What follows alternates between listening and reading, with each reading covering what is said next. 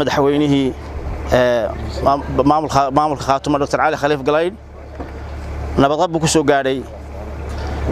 gobolka Sool magaalada Laascaanood wuxuuna joogi doonaa hadii ilaahay ma dhowr casho wixii wara iyo wixii iswaraysi ah markaas insha Allah la kala qaadan doonaa waana salaamayna deegaanka iyo odayaasha iyo bahda saxaafadda intaba marka insha Allah wixii warar damana waa inoo ahaan doonaan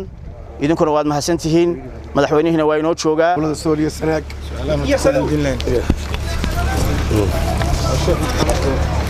aad iyo aad baan ugu faraxsanahay maanta inuu noo yimaado Professor Cali Khaliif Galayd madaxweynaha maamul goboleedka Khaatumo aad iyo aad baan ugu faraxsanahay waa siyaasigii ugu sareeyay gobolada Sooliya Sanaag iyo Cayn waanu soo dhaweynaynaa waanu ku faraxsanahay dhamaantii saxaafadana waa idin salaamaya wixii warana sidoo sheekhu